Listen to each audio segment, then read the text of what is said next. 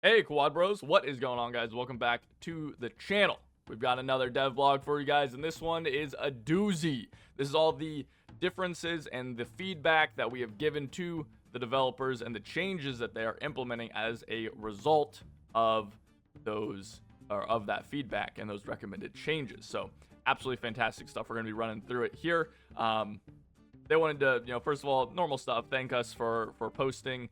Thanks for playing, everything like that. And also on top of that, they said thank you for all the bug reports. And I gotta say, guys, the amount of bug reports that flooded both Reddit and the Discords and the enlisted CBR, like I don't know what CBR stands for. It's like something bug reports, closed bug reports.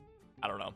Whatever it is, it's where you report all the bugs. And they got absolutely floored with all cat. Sorry, my cat's being annoying. She was biting me. Right? She likes to bite my ankles whenever I'm trying to record. So we're going to be going through that. Here we go.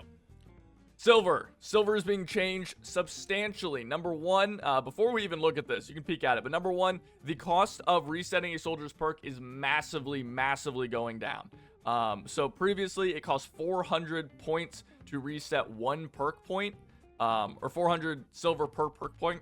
Right? Now it's going down to 90 for one perk point. So that's pretty huge. That is a massive, massive decrease. Okay. Next up, selling soldiers is massively getting buffed. Okay. The selling price is going up to about 95% of the purchase price. And what this means, guys, is those of you that have watched my video regarding what to do to prepare for the merge, I mentioned a trick you can do in the Pacific that is no longer relevant. Not useful at all. Not the thing you want to do. Right now, guys, if you want to maximize your silver return rate, then you want to basically get the highest ranked soldiers that you can.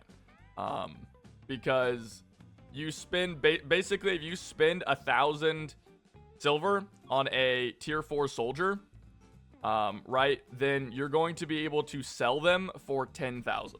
Because in the new system, 1,000 silver is one silver order, which is how much it costs right now. So if you have tier 4 soldiers, buy tier 4 soldiers, and then you're going to be able to sell them post merge for a literal boatload of silver. Okay, that is what I'm seeing here, unless they do something, some sort of shenanigans regarding that, which I kind of doubt they will.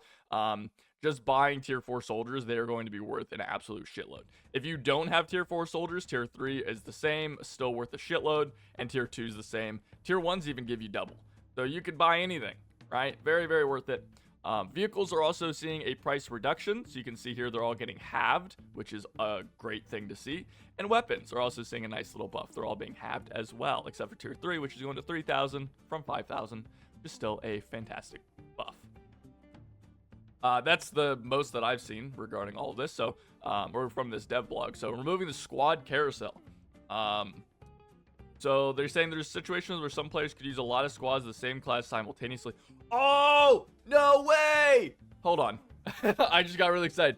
So we agree with the idea of allowing only 2 squads of the same specialization. This limits. Oh my God. Okay. That's not everything that I want, but that is amazing. This limitation will apply to all upgradable and event squads. The only exception will be premium squads. Therefore, in the new enlisted, you'll be able to take no more than 2 assaulter squads, 2 flame trooper squads, and this isn't applied to premiums. Ah, that's sick. Okay, so this isn't what I wanted. Okay, this is not the extent. I wanted it to just be 1. Okay, I thought it would be better as 1 because I think with 2, it's still a problem. I think with 2, like flamethrowers, for example, you could still bring like 2 flamethrower squads and then a premium flamethrower squad, which is like really messy and is like borderline pay to win. But like, I'm glad that they at least are doing something regarding this, right? Like, I think this is better for the health of the game than not doing anything about it. And I think that the situations where the kind of like quote unquote pay to win thing is going to be like a problem are very few and far between. So holy shit, what an amazing change. That is fantastic. I'm so happy to see that. And yeah, I agree. We will see a greater variety of squads. I wish that they'd go even further with this, right? I wish that they would limit it to 1. And I understand why they don't want to do that because they want that customization. So honestly, this is a fantastic middle ground. Like, I really think that they, they're doing a great middle ground here, because I know a lot of players like being able to bring like 4 of the same squad. So being able to just bring 2 and still getting that is great. My other piece of feedback, I guess, regarding this would be, I would say maybe add a limitation for specific squads, like paratroopers, for example. I think it would be a great idea to limit paratroopers to like 1. Like the way that like bike squads are kind of their own thing right now. I think maybe do that, but for paratrooper squads. So you can't like bring multiple paratroopers. Okay, hopefully that makes sense to you guys. But shit, what a good change. Oh man, I didn't understand squad carousel. I thought this was something completely different. Wow, what an excellent change. I'm so hyped for that. Okay, next up, filters for squads. Yeah, this makes sense. This is a huge problem with the game. Okay, yeah, they're adding this filter here. Fantastic. This is a weird place for this to exist, but that's fine. Yeah, you have so many squads. So I guess now in the squad selection menu from the upgrades and the upgrades menu. Oh, this is the upgrades menu. Okay, that makes sense for this to be here. You can filter out the squads you need. So that's great. That's exactly what you need. That's a great change. I still think it would have been better for them to just straight out remove the amount of squads and bring it down. But, it's only really going to be veteran players that are going to have this problem. And new players aren't really going to have this problem. They're only going to have like 30 squads or whatever, which is fine. So, middle ground. I think the devs are compromising very well. Engineers. Earlier we announced the engineers transfer from the Battle of Stalingrad campaign will train their ability to use automatic weapons, but testing shown these engineers significantly hurt the balance, and you noticed it too. I definitely did. They've decided to remove this privilege. Good, very good change. Not only harms the balance, and also makes it difficult to explain within the game to those players who will meet an engineer why they have that weapon. Yes, absolutely. So, just to add on to this, obviously, I want to explain the last thing they said there. Like, obviously, the balance part of it is a problem, right? Like, it makes it to where anyone who bought this, who had Stalingrad and had leveled it up before, basically just has a flat out advantage over people who didn't. But on top of that, like, yeah, it breaks internal rules of the game.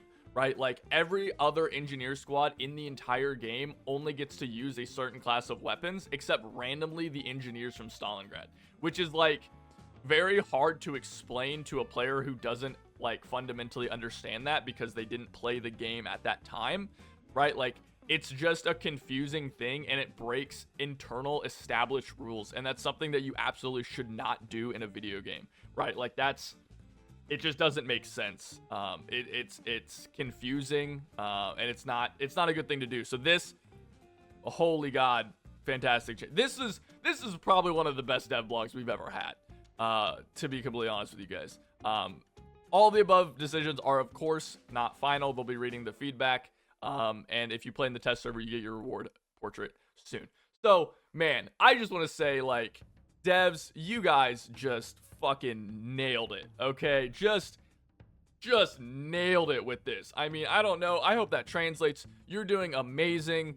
You're awesome. I don't know the right words in Russian. I'm not gonna try to do that, but oh man, this is fantastic. Okay, this is just, it's like every single change here is just beautiful, right? I may not even agree with all of them, but I think that all of them are fair things to have done. So it's just great. I think hopefully this shuts up all the people out there who kind of constantly try to talk about how Enlisted is just it's run by Gaijin and they're just going to make the economy horrible, and how this is going to ruin the game because it's going to a War Thunder economy and all that shit. Like, this on its own proves that that's a complete bullshit take. Like, I mean, maybe that happens in the future, but that's something that we, the players, can absolutely give feedback about. And it's obvious that the developers are listening to feedback. So I think that it just goes to show, right? It's right here, right? Like all the evidence you need to know about how the developers are playing, or how they're working on this game and how they're listening to players is right in front of your face right now, right? I mean, come on. You know what I mean? I don't know what else to say. I think this is just top tier, and this is top tier development. It's taking player feedback. It's working on that player feedback, and it's implementing a solution that works for as many people as possible, right? Like I said, I don't agree with this change. I think that this should have been more. I think it should have been limiting to one assaulter squad.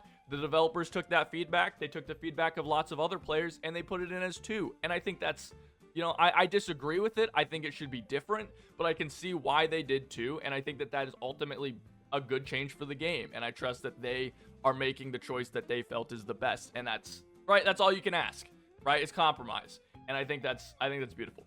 I'm rambling now. I'm getting a little bit in my like kind of old game design head. So I'll kind of cut it off here, guys.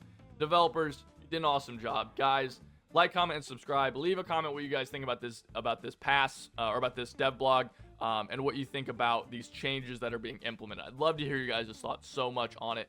Leave them down below. And thank you again for watching. I'll see you next time. Take it easy.